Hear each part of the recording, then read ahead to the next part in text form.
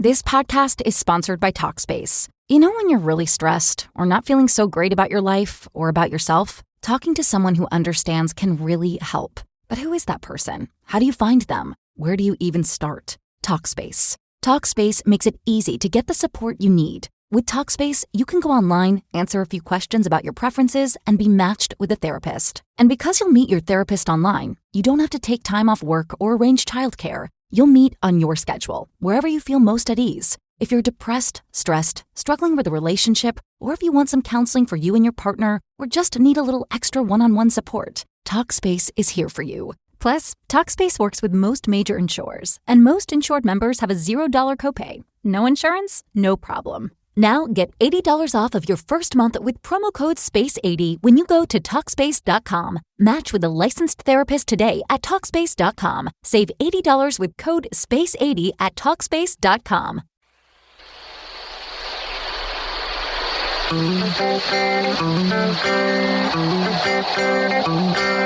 You're in a good place now. Relax, breathe, smile. You've entered into your element, the home of origin, the home of intelligence and beauty, where relevant topics are discussed, where what you think counts, and where superior is the norm.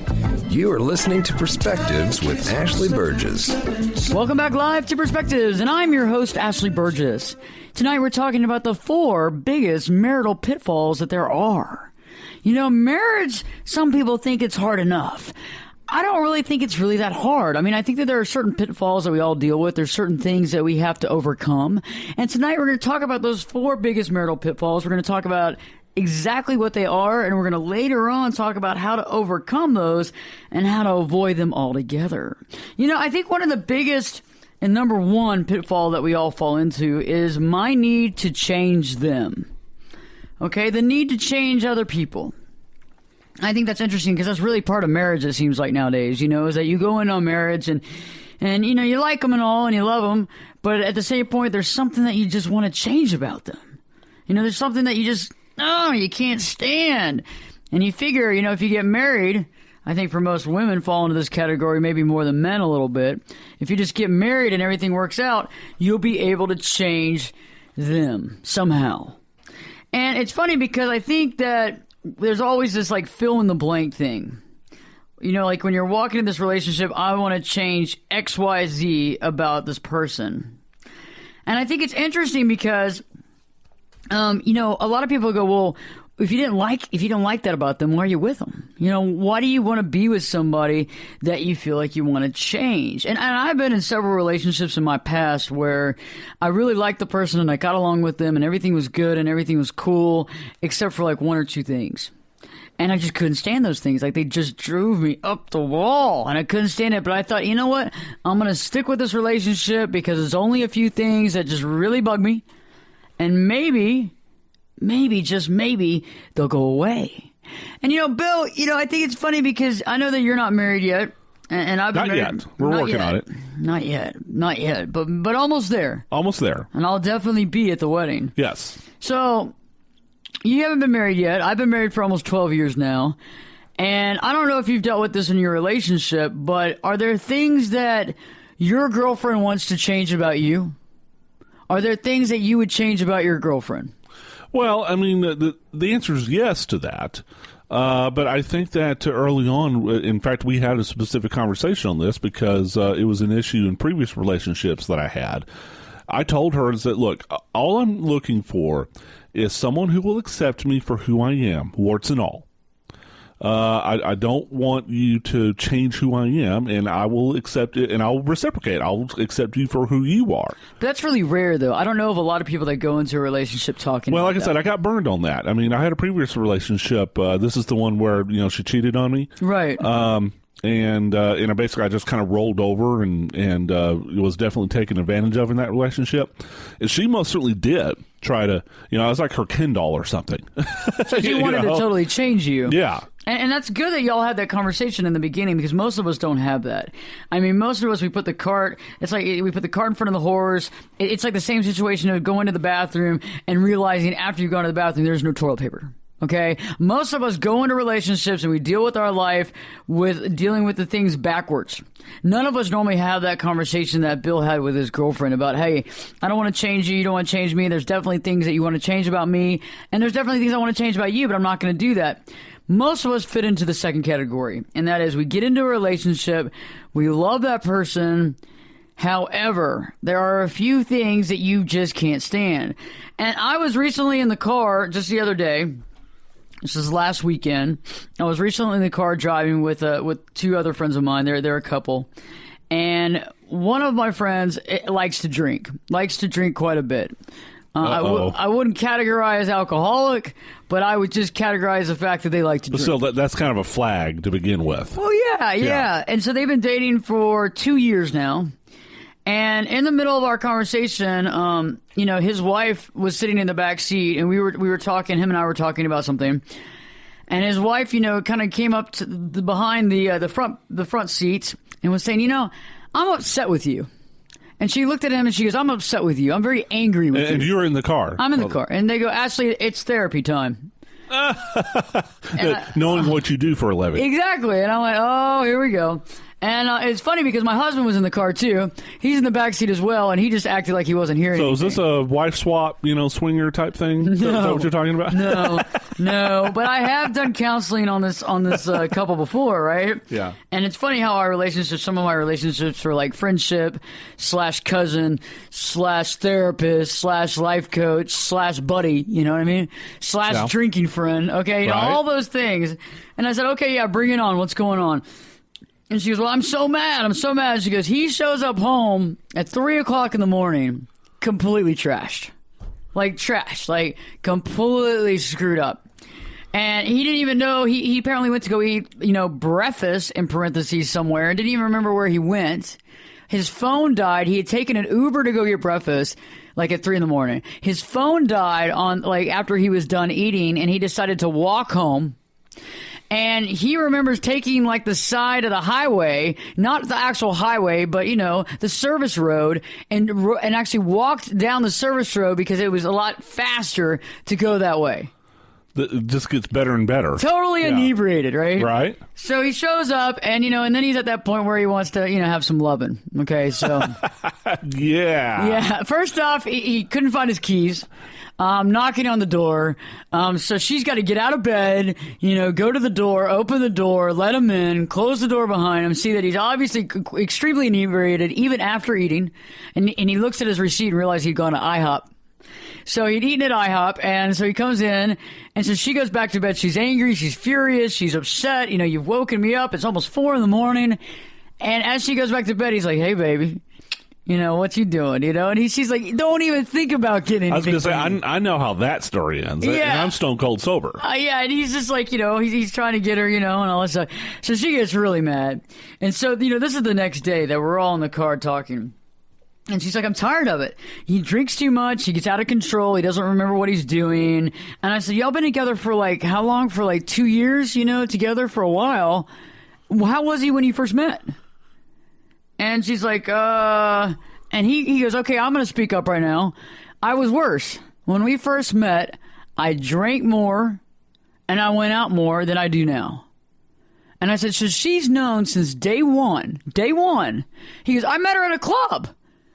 I was drinking. Right. It was 2 a.m. in the morning. And she knew from the minute we met that I am a partier, I'm a drinker, I like to drink, I like to go out, and I like to kind of get out of control. And he goes, so I don't understand. I don't get it. And so she got really angry, and she's like, I'm exhausted with dealing with this behavior. This is out of control. I mean, I want to get married to you. I want to have a marriage. I want to have a relationship, and I want you to stop drinking.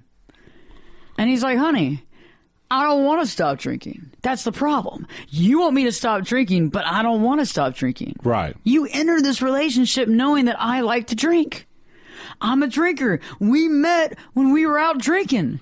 And now you're all high and mighty over there having one drink a night, making a big deal about every time I drink. Well, so, and here's the thing. Going back to your point earlier, that women more than men maybe are more susceptible to this. There's this nice little fantasy out there. All right. Boy meets girl. And, you know, the guy's in his, you know, sowing his wild oats in his wild swinging bachelor days. So bachelor pad and man cave and, you know. I'll take a man cave. Yeah, so will I. You know, going out, drinking and having fun and, you know, chasing skirts and all this good stuff. But then once boy meets girl and they get married, then the boy is supposed to, quote unquote, settle down. He's supposed to give all that up. He's supposed to get now he's not supposed to go out drinking with his buddies. He's supposed to, you know, not go out at all. He's supposed to be knitting and crocheting at the house. Well, no, that's what the woman is supposed to do. Okay. The man is supposed to, you know, mow the lawn and wash the car and you know, do stuff in the garage and, you know. So you're saying stuff. that people want they have this idea of marriage, and once they get married, they want everybody to settle down and change their ways. Right, and I think your female friend falls in that category. You know, she just assumed. This is why I think the guy had a point there. Not that I defend him drinking and staying out till 3 a.m., but you know, she's going, okay, now you're married, now you have responsibility to me. Do they have any children? What? Do they have any children? Well, they're not married yet. She's talking about getting married. They're talking. Okay, all right. Well, she's like, when you get married, I want you to quit drinking. And he's like, I don't want to quit drinking. I mean, why? If you have such a big problem with me drinking, why would you want to marry me? Yeah, I mean, you know me for 2 years. That's all I've done. You know? Yeah. But again, you know, she's like, wait a minute, more than that, but... boy meets girl, getting married. Now we're supposed to live happily ever after. Yeah, and settle down. That's his issues, and I agree with him as well. Is that she's known this from day one. They met out at a bar. They hung out drinking. Her life has changed a little bit. She's chosen to change a little bit of her drinking patterns. He hasn't. He's lessened up a little bit, right? So he's lessened up a little bit. He's not as crazy.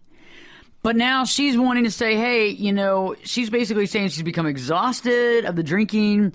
It's such a big deal. She feels upset. She says she feels disrespected by him drinking. He wants him to stop drinking. And if you truly love me, you would stop drinking. And I understand this. There's a little bit of an addiction issue here, and so I get it. So it's a little less black and white. It's more gray. And addictions can be really rough because the spouse or the girlfriend or the boyfriend can always feel like they are competing against another woman or another man. So if a man likes to go out and drink, the woman feels like she's actually competing against the alcohol. Right. The same goes with drugs. Anybody that's out there that does drugs, their spouse or their counterpart feels like they're constantly competing with that thing. Also, they feel a little bit like they're competing against what happens when they're on said thing when they're not around.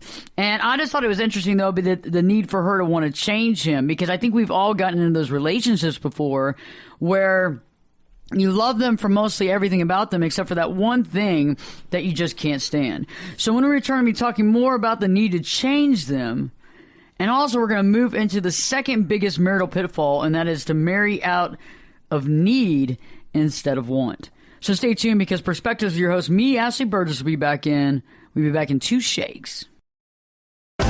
This podcast is sponsored by Talkspace. You know when you're really stressed or not feeling so great about your life or about yourself? Talking to someone who understands can really help. But who is that person? How do you find them? Where do you even start? Talkspace. Talkspace makes it easy to get the support you need. With Talkspace, you can go online, answer a few questions about your preferences, and be matched with a therapist. And because you'll meet your therapist online, you don't have to take time off work or arrange childcare. You'll meet on your schedule, wherever you feel most at ease. If you're depressed, stressed, struggling with a relationship, or if you want some counseling for you and your partner, or just need a little extra one-on-one support, Talkspace is here for you. Plus, Talkspace works with most major insurers, and most insured members have a $0 copay. No insurance? No problem. Now get $80 off of your first month with promo code SPACE80 when you go to Talkspace.com. Match with a licensed therapist today at Talkspace.com. Save $80 with code SPACE80 at Talkspace.com.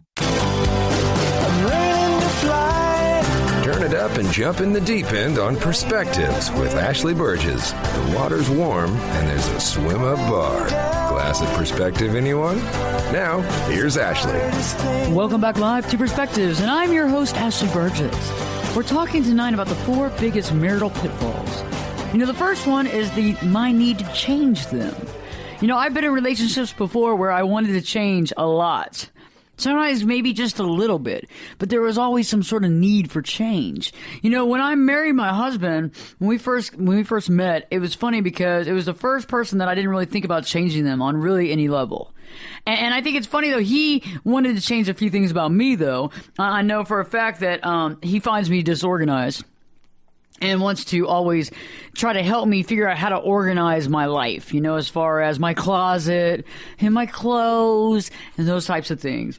I know the second thing is that when we first met, you know, I had just moved back from Miami Beach. So I lived in Miami, and I don't know if anybody's listening tonight lived in Miami before, but, you know, clothes is like a secondary thought in Miami.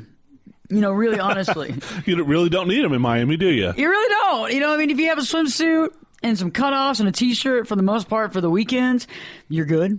I mean, when I moved down there, you know, I moved from more of a place that was all about, you know, presentation and clothing. And I remember I had like 2 nice jackets.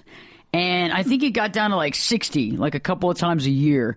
And you'd put that jacket on like in January, and you'd walk into the restaurant with it. And by the time you got in the restaurant, you're like, I'm dying. You are sweating bullets. Oh, yeah, but you look good walking in, though. Yeah, well, everybody's like, that's a nice jacket, Burgess. That's probably what mattered most, is that you look good. Oh, yeah, everybody's like, Burgess, man, where'd you get that at? And I was Right. like, well, you know, but then I was like, I got to take it off. Anybody want to try it on? You know, but a lot of times you get free clothes on the beach. So, like, you'd be walking down the beach and there'd be like some sort of like company. Like, I remember when Red Bull was like, it started and was a big deal, and like Soho drinks and SoCo drinks and Sobe drinks and South Beach. It was, you know, all these drinks and all these energy drinks would come down to the beach, and they would literally give out T-shirts. If it was like Vote Sobe, whatever it was, you know, Vote South Beach. And so I had all these T-shirts, and I remember I wear those around the house all the time, and Greg absolutely hates them. Like, Right. he's like, these are awful. I mean, they look awful. I mean, you got pit stains in there. I mean, like, did you drop some food on that one and it won't come out? You don't look purty. No, he's like, come on. So it was funny. The first time I went out of town when we were together, we hadn't gotten married yet. When I got back, like, my whole collection of old school T-shirts was missing. Oh, no. And I didn't know for like a week and a half, you know, but I was kind of wondering. I went into the washing machine, couldn't find anything. Went to the dryer, couldn't find anything. Went into the dirty clothes hamper, couldn't find anything. And I finally looked at him. I was like, so what happened with my T-shirts? He's like, what do you mean? I was like, what happened specifically to I'm with Stupid? My I'm with Stupid T-shirt, where I have an arrow that points to the left, where I would make sure he was always standing to the left of me, right? And so I'd be like, where's my I'm with Stupid T-shirt? And he'd be like, He was like, I'm gonna. He's like, you probably lost it because you're so disorganized. I mean, who knows? It's probably in that closet somewhere, but you're never going to find it. I mean, a dead body could be in there. And he, in his defense, he had a point. I've seen your closet. Doggone, this is rough, man. Please tip your waitresses, even though this might be a rough deal here. I know, this is rough, man. I'm getting my butt kicked today. Yeah, no, think about it, though. Yeah, okay, maybe I am a little disorganized. I never wrote a book, though. All 3 of my books, none of them are titled My Organized Closet, so I'm okay. Nobody can sue me at this point. You don't get therapy on organizing the household stuff. No, okay. no. I'm going to let somebody else do that, because Gotcha. I'm probably not going to be the number one person on that one. You're not competing against Martha Stewart. I'm not Ashley Container Store Burgess, you know, that's not Right. part of my deal. But so there I am, and so I went through that whole closet, and yes, my T-shirts did not exist. They were not there. And he finally, after months, went on and fessed up. They all had pit stains. They all had stains all down them. Half of them were like cut off. Like I would cut them all up so they would just cover my swimsuit top. And so like you had the whole midriff, you know. And then I was like skinny as a rail back then too. So I mean, I would wear those around town. But anyway, yeah, he got rid of those. So Ashley, you still are. Oh, well, thank you. Got that raise? Yeah, definitely. I always know the raised bracket in the background there. So the concept of the need to change people, and I think what I'm trying to say is that if it's something small like pit stain T-shirts, I think you can kind of get past that, and I think that you can move on, and that to me is a lower grade of change than the concept of going into a relationship knowing full and well that somebody might have an addiction or might be into something. And you know it, and you like a lot of everything else about them, but you have to remember there's certain things that you may want to change that's never going to change. And you know, and the biggest deal is when you know that this is going on in the very beginning, I mean, why do you continue to stay in that relationship knowing that you have a problem with that and it's become a big problem? And when something has become such a big problem that you feel disrespected by it, that you feel angry about it, that you've become so resentful and you're not even married yet, that's a red flag that you really need to sit down and decide, can I get past this or do I need to move on? So let's begin to talk about the second biggest marital pitfall, because later on in the hour, I'm going to actually help you figure out how to avoid these altogether. But I want to talk about these in specifics because I think a lot of people are dealing with them right now. You know, the second one is to marry out of need instead of want. You know, when we marry out of need, we marry for a variety of reasons. You know, it could be money, it could be security or stability or companionship or company, or I just don't want to be alone, or sex. Yeah, sex is a big deal that some people get married for. Or to feel needed because you've saved someone. You know, these needs are always changing. Our needs are always changing in life. And it's interesting that once we begin to receive this need from ourselves and we don't need our spouse anymore to do it, the marriage becomes a question mark. So I'll give you a good example. I've seen this in my practice a dozen times where a person marries for a particular reason, and after several years of the marriage, the need base changes, and they begin to wonder why they got married to the person. That becomes the biggest issue. And I have an example that just recently happened in my practice. I had a girl, you know, marry a guy because of his stability, because of his financial sense, because of his money, aka money. And after several years, the wife ends up providing for herself. So she ends up basically surpassing him on the financial marker, and then begin to wonder what's wrong with the relationship. Because she feels like she's grown and she feels like he's stayed the same, but that's not really at all what's happened. The problem is that it's not that she's grown, it's just that her needs are now being met by herself. Right. And so what's the need for him anymore? Well, she's had to adapt. You know, I mean, she still has those needs, but since they're not being met by the spouse, then she has to find some other ways. Which you know, that just as a corollary, that's how affairs happen. Which we heard on a previous show, you discussing how affairs happen. Shameless plug segment. If we wanted to listen to previous shows of Perspectives with Ashley Burgess, we go to. You can go to AshleyBurgess.com or Spreaker or iTunes and check them out. Awesome. Yeah, so, you know, but my biggest deal with her, so this client in particular, what had happened is she married this guy because she wanted stability, she wanted financial stability. I mean, she liked him. Now, I would have to sit there and question the honest love portion, because I think if you took away the financial stability, I don't think she would have been in the relationship. And the biggest deal is that I don't think that she had a lot of self-belief. And by being in that relationship for several years, she was able to believe more in herself. She went out there, landed a great job that she never expected to be able to get. And what happened is over a few years, she started making as much money as he was. Yeah. And so all of a sudden, she looks back and goes, well, I'm making X amount of money, and he's making the same, and I don't really need his butt anymore. Because I'm already making this money, I have stability. Why am I in this marriage? And I think there's a lot of people out there that are dealing with that, man and woman, that deal with that situation. You know, I mean, because we've all seen that happen before. I also think that a lot of times people marry, you know, especially more men than women. More men marry women because they see her as the hottie in distress. That they can sweep her off her feet, that they can take care of her, and that she will, in turn, love him forever. You know, I think that's an interesting concept, though, because when we spoil somebody and we pick someone up and we take care of all their needs and we basically save them, to me, it reminds me of like a spoiled child. And when a child is spoiled, the first thought we come to is being rotten, but the second one is that they become resentful. And I know this is an odd concept, but it's odd how in general, when somebody is being given everything, anything and everything that they want, they usually do one of three things.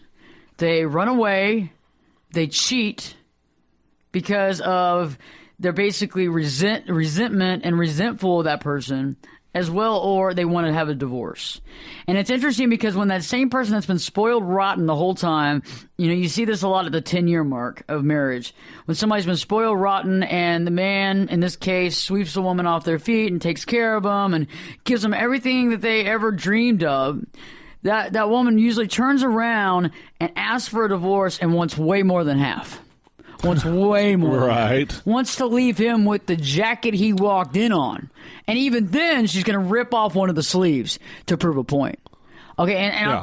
I've seen it a lot. I've seen it, countless examples of the hottie in distress and saving the hottie in distress go really wrong.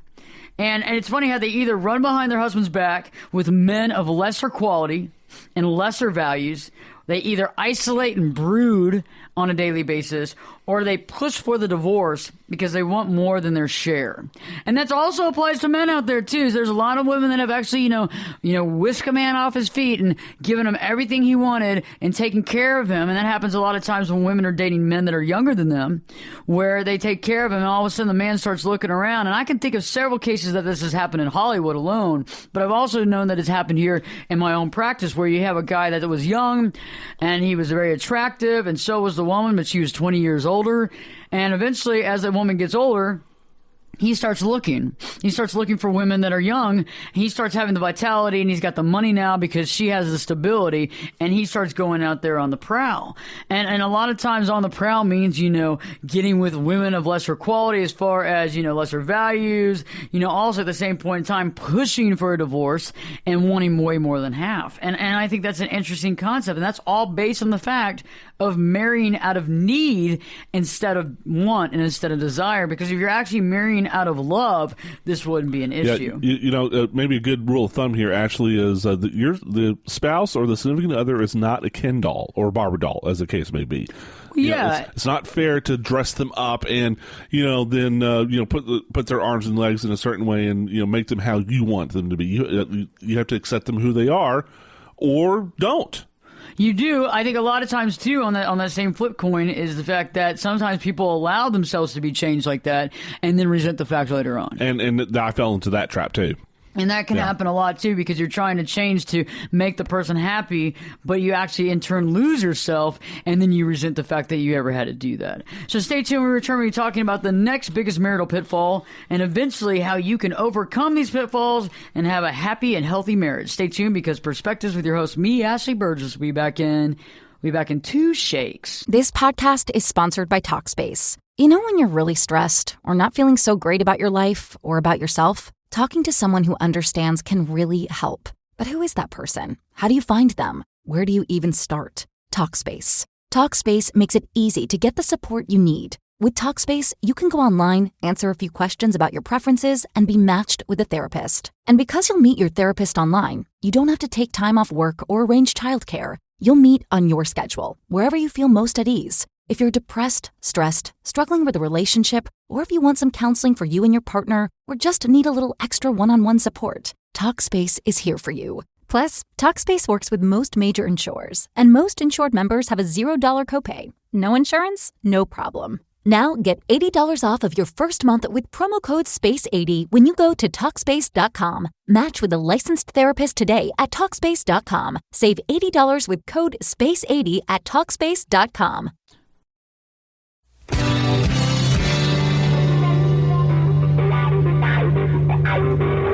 This is Jake Busey, and you're listening to Perspectives with Ashley Burgess. Welcome back live to Perspectives, and I'm your host, Ashley Burgess. Tonight we've been talking about the 4 biggest marital pitfalls. And we just recently were talking about the concept of marrying out of need instead of want. And that's so important, because when we marry out of a necessity, we marry because we need something. That ends up changing. The need ends up going away, or the need changes, and eventually we look back at the relationship and we go, what are we doing here? This doesn't make any sense. Why did I get married to this? Where am I? Where did she come from? What am I doing? Where did these kids come from? Oh my God, I'm losing the best years of my life. Like, he's an alien. I don't speak Klingon. Where did you come from, Aliens can make good partners. So. Well, as long as they speak the same language. Sometimes it doesn't matter. It just depends on the need. Okay. Family show, Ashley. Maybe the sex is good. Family show. Maybe the sex is good. So the next biggest marital pitfall that a lot of us find ourselves in, the next biggest marital pitfall is comparing the marriage. Comparing the marriage. A lot of us have a tendency of comparing the marriage. Oh, gosh. And I've done this before. When you're married and you compare the marriage, there's no formula, by the way, to this. There's no set year of when you're married, you begin to compare marriages. It always tends to happen to about 99.9% of married couples. And it's funny how some of us compare our marriage to other marriages on a daily basis. And it's funny because we have limited knowledge base on the marriages that we compare ours to. You know, and it's funny how we rarely make a real comparison. Instead, we assume others ultimately have a better marriage than we do. And, you know, they must be more in love. They must be having more sex. They must be having sex on a daily basis, different from me. Maybe that's the difference. And I know we're having sex 3 times a week, and I'm wondering if John and Jill over there, they might be having sex 7 days a week. I don't know. Is our marriage good? And then you wonder, is everybody's marriage better than yours? I think it's easy for us to fall into the grass is greener trap because it's absolute human nature. You know, rarely can we go through life without comparing ourselves to everyone and everything. You know, comparisons begin when we feel we are inadequate in a specific area of our relationship, or that others probably triumph over us and leave us in the dust. You know, I've done this before. I think almost every married person has compared themselves to another married counterpart at one time or another, or is constantly doing it on a daily basis. And I think we have to sit there and think, what goes through the mind? Okay, so I've wondered, you know, is this marriage great? Is this marriage like everyone else's marriage? Is this how they're living their life? Is this what it's all about? The biggest question a lot of us ask is, are we doing it right? Is this what marriage is defined as? And I like that, am I doing it right? You know, better yet, are my kids good kids? Am I spending too much time with my children? Am I not spending enough time with my children? In other words, am I perfect? What do other people do? Yeah. Am I the right person? Am I with the right person? Is this my soulmate? Oh, that's a big deal. People always wonder if they're with their soulmate or did they miss the boat. Maybe my soulmate was on that bus over there and I could have taken a right. Instead, I went left and I screwed up my whole life because I have no idea if my marriage is just as good as John's marriage over there. And my marriage could be just awful. And I think that what people need to remember is that the other person's marriage that you're comparing to, you're seeing what they want you to see. For the most part, you know, you're not living with the couple 24/7. In other words, you don't see behind the curtain. You're seeing what the facade they're presenting to you. And if you ever peel back that curtain, it could be something just entirely different. Now, how many couples or people have you ever counseled where they showed one face to the public and their family and friends, but was something else completely different was going on behind the scenes? Oh yeah, it happens a lot. I mean, I think it's interesting, though, wondering also if you're in the right place at the right time. You know, I mean, some of us wonder, are we happy? Is our life just as good as other people's lives? How happy is their life? How happy is their marriage? How happy is their partner? How wonderful do they have conversations? How great is their sex? How often is it? Is mine right? Is this normal? And I think when we begin to compare, though, the marriage, we don't have enough information. I mean, Bill, it's like we can't sit there and go into the house at any given time, open someone else's door and go, okay, let me just watch you. I'm just going to put some cameras on you. I'm going to see what's going on. Let's see how John holds Stephanie. How much time are they having sex? Let's listen to their, communication while they're getting ready for work. Let's find out if they have any fights. Oh, I thought you were about to say, let's listen to them having sex. I'm like, well, let's watch them having sex and see if it's just as good as what we have. Because I want to make sure that, does he do the move or does he not do the move, Is my husband doing it right? And that's the question. And a lot of people sit there and wonder all these questions on a daily basis, especially when they go out with their other married friends and they go to dinner. I think the funniest conversation is when people say, well, sorry we're late. Sex was, just, having the sex. And you're just like, dude, really? And it's funny because I remember the first time Now, did he say that chest puffed out? I'm sorry I was late. I was having sex. It was kind of like, yeah, by the way, on the down low, we were getting down, Okay, yeah. And I was trying to play it cool. Yeah, and I was just like, okay, and so I started questioning because we were like married for 2 years at that time, and we hadn't had sex on the way to the restaurant. We hadn't had sex right before we got to the restaurant. I'm thinking, what's wrong with us? Where did the fire go? You know what I mean? They got fired. They were late coming to the restaurant because they were having sex. Well, there's something wrong with my marriage. Well, then later on, they ended up breaking up, and I didn't even realize he had BS that whole thing. They were not having sex. They were having a fight. And so you can't sit there and think about what other people are saying, too, and you can't take that as face value because a lot of times that makes you compare your marriage. And the sad thing is that when we compare things, we always have lesser.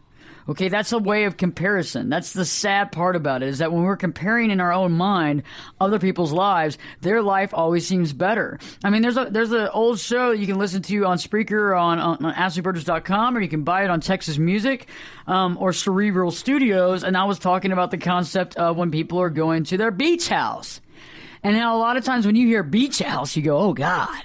You're over there thinking like Kenny Buckport. You're over there thinking like, President Bush's house. Or Malibu, yeah. You're thinking about some sort of palatial estate when in actuality it might be actually a double-wide trailer. Maybe not even that.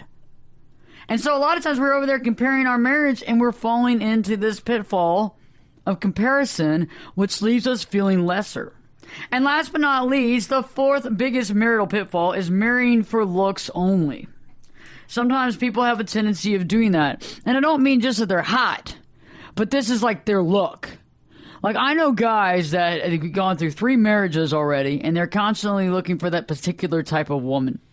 She's got to be about 5'8", got to have long blonde hair, blue eyes. It's got to look this exact way, but nothing else matters. And then later on they wonder why she's dumb as a stump. I can't even have communication with my wife because she doesn't understand what I'm talking about. Well, you knew this getting into the marriage. But better yet, it's like when we marry out of just specific looks, just the outside, and I'm not just talking about just the outside, just the facade, a lot of times we miss the boat. And it goes hand in hand with the fact of, marrying out of a need or necessity for a certain look, a certain type. I mean, haven't you met couples where I've met them where you go out to dinner with them and the guy's like 40 years older than the wife. And they've been married for 40 years older? Yeah. Good grief. And so this guy's loaded then? Yeah. That's the only time that ever happens. Yeah, like a girl, like a 40-year-old, a 35-year-old woman marries a 70-year-old man. Yeah, he's loaded. Yeah, he's got a lot of money. Yeah. Every time. But they always marry these crazy women. Okay, because there's a certain level of a woman, there's a certain mindset of a woman that's going to marry a 70-year-old man. And I'll be honest with you, they're normally not freaking balanced in the mind. Okay, because that's hard to overcome. And I'm not being a jerk about it. Hey, if you're lucky and you get a 35-year-old woman when you're 70, well, applause for you. I hope she doesn't kill you in your sleep. Hopefully she's not an axe murderer. Yeah, I hope she doesn't scratch your eyes out with her nails. I mean, I knew a guy that called me. He was one of my clients one time. Called me up one morning at 6 in the morning and said, my girlfriend, I had to call the police on. She tried to scratch my eyes out. I had to call the police. They had to come get her out of the house. I still think I'm in love with her, though. I mean, she's just got that thing about her. And I'm like, dude, you're crazy. You're going to be proud of me, Ashley. Guess what Jen and I did last week? She scratched your eyes out? Well, before that. Oh, okay, what? We watched a movie. Oh, my God. And guess what movie it was? It was Gone Girl. Oh, Lord. Yeah. How was that? Oh, it was actually a great movie. It's a thriller. It's like cool. Psychological thriller type movie. Of course, knowing Jen, I thought it was going to be some chick flick, but no, it's actually a really good movie, and that's actually the plot line. He married the girl who turned out to be just nuts, really, and tried to fake her own death and set him up for murder to send him to jail because he didn't turn out to be what she wanted him to be. So she pretended to be murdered in the hopes of setting him up, and it almost worked. Oh my God, he probably had to run for his life. He had to probably get away with all kinds of stuff and try to show, prove the fact that he didn't murder her. Yeah. That's got to be hard, especially when the person's missing. So when you just describing that, that's wow, I just watched a movie like that. I haven't seen that movie yet. Well, you should. Well, I could have written the movie. So I have seen a movie that you haven't. This is a special day in the history of Perspectives with Ashley Burgess. And Burgess could have written that movie, I bet. Probably, yeah. I've seen it a dozen times, so I've seen it every day. Yeah, it's awesome because, it's the same things that you still... I remember a guy... And we still talk here and there. And we were very good friends back in the day. And I remember being over at his house and hanging out, and he used to have a smart home. And this was years back in the day when having a smart home was very up and coming, very cool. Like keys, you could turn keys off. Keys could work one day, or you could turn it off the next. And so me and some buddies were all hanging out at his house one night. And we're all talking, hanging out. He had to go to bed early because he has, he's a doctor with a couple of private practices, so he had to go to bed early. And we're all hanging out, just having a great time, drinking and everything. And my phone dies, and I didn't have a charger for it. And I said, "Hey, I need to borrow your phone real quick." He's like, "Okay, just don't wake me up. Here's a phone. By the way, don't answer it for anything." And so I'm talking to a buddy of mine on the phone, and the phone goes dead. And, it clicks out of, I lost all the bars, So all of a sudden, about half a minute later, the phone rings again and it says unavailable caller. And I just assumed it was my buddy that I was on the phone with. So I pick up the phone and I hear, "Hello?" I was like, "Hello?" And I hear this, "Hello? Who is this?" That's funny. And I was like, I was like, "Who's this?" And so, I got my voice just a little lower, just a little, "Who's this?" A little huskier, yeah. Yeah, I'm a dude. Okay, so woof. I'm gonna, "Who are you?" And one of my friends was sitting there and he goes, "Dude, hang up the phone. And so he just grabs the phone out of my hand and turns it off.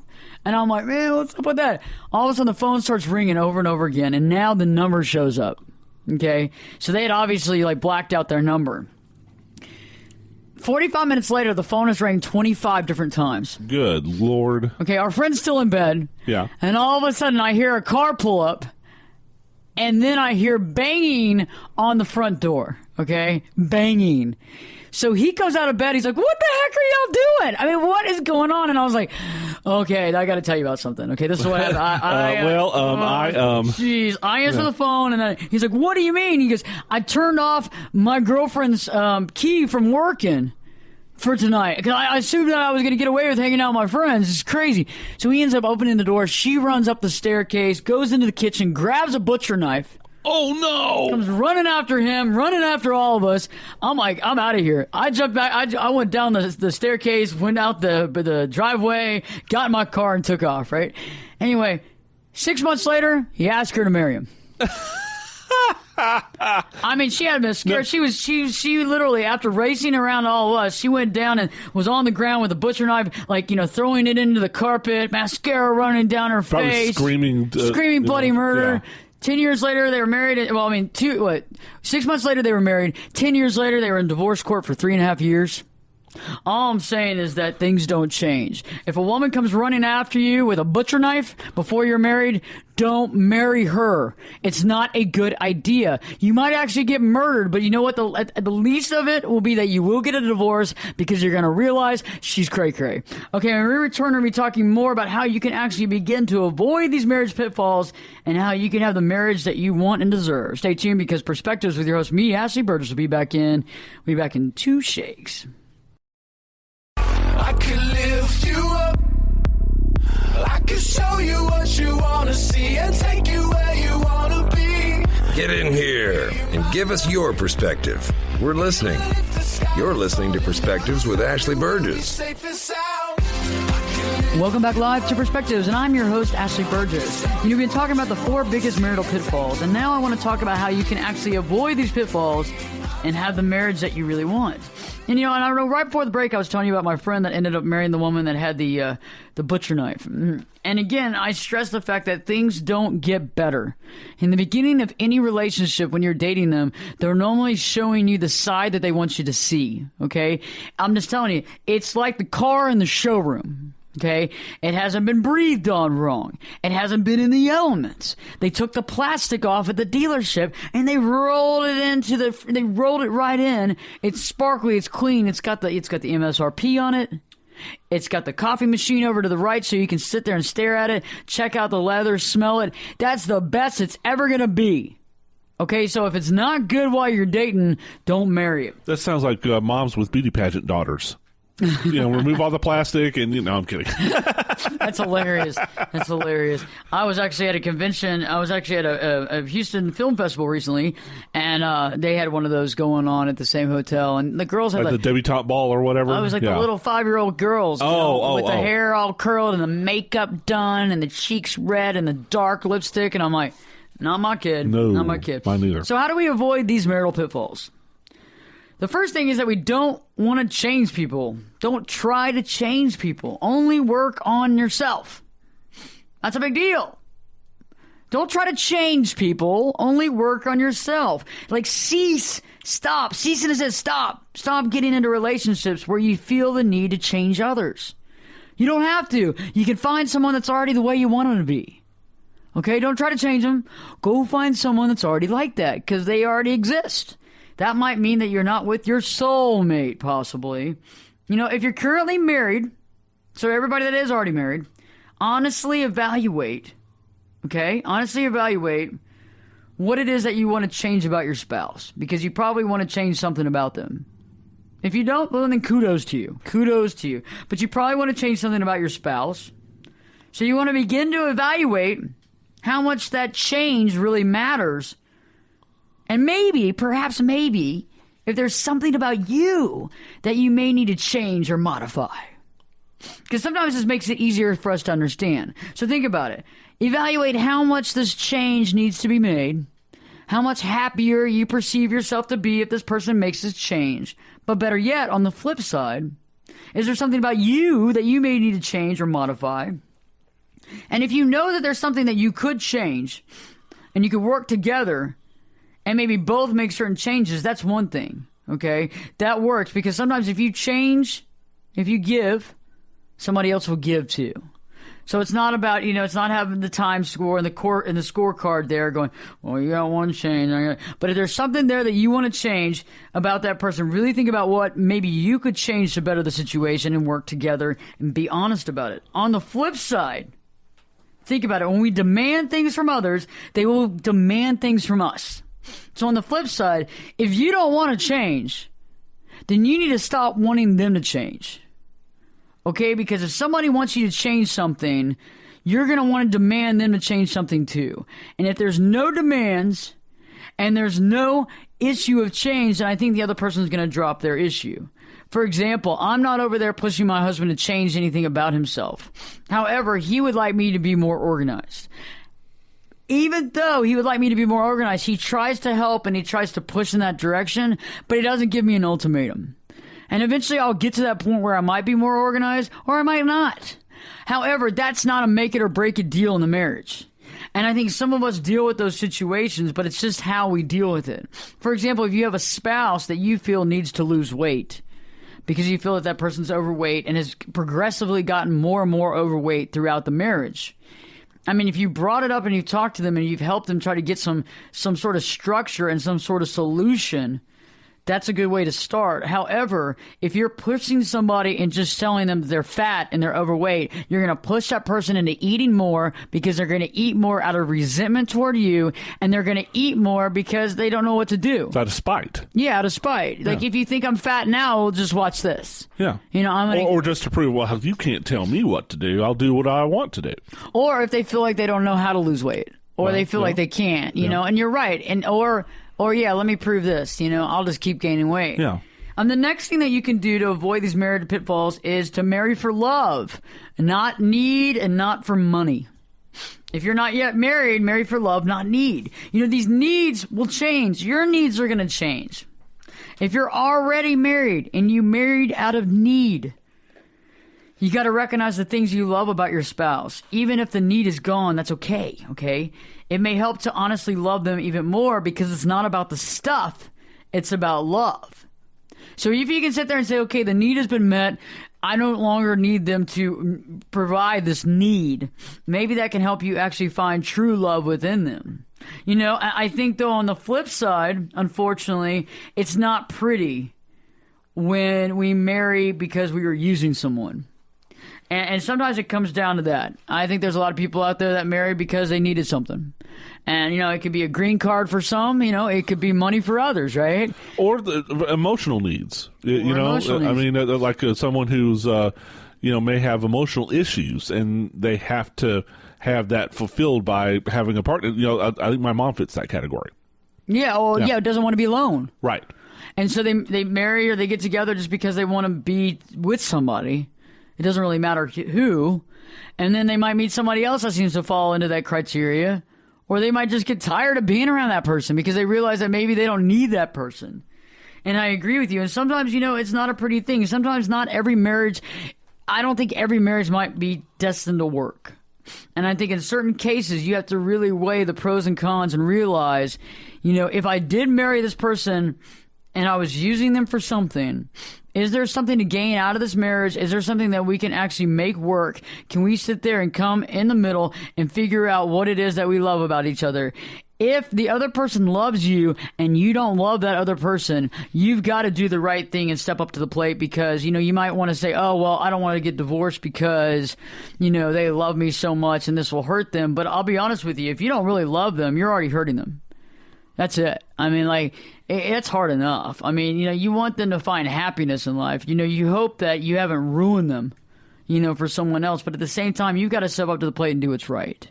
And I think that sometimes, though, it's looking at your marriage and saying, hey, what do I love about this person? And I think the biggest thing that you can do is to stop comparing your marriage. That's the biggest thing. Stop comparing your marriage to other people. And I think that's where sometimes that we lose the real love is because we're over there thinking about necessity and we haven't really thought about real love because we're comparing everybody we know and their marriage. And we're not always comparing just the marriage. We're comparing the outside facade, the house, the cars, the kids, the private schools or the public schools that the kids go to. You lump all that into marriage instead of really looking at your spouse and saying, if all this was gone, would I still love this person? If all of this material wealth or all the bills were gone, on the flip side, would I love this person? And those are the things that you have to look at. Would I love them without the wealth? Would I love them without the crisis and the bills and the collection companies calling me? Do I still love them when I take that away? And I think that's what's really important to look at because a lot of times we lump in money and house and community and all that into marriage. And we also assume that everybody else has got a better marriage than we do. And that's just not right because I'll be honest with you, most people don't. And no, most people aren't having more sex than you are.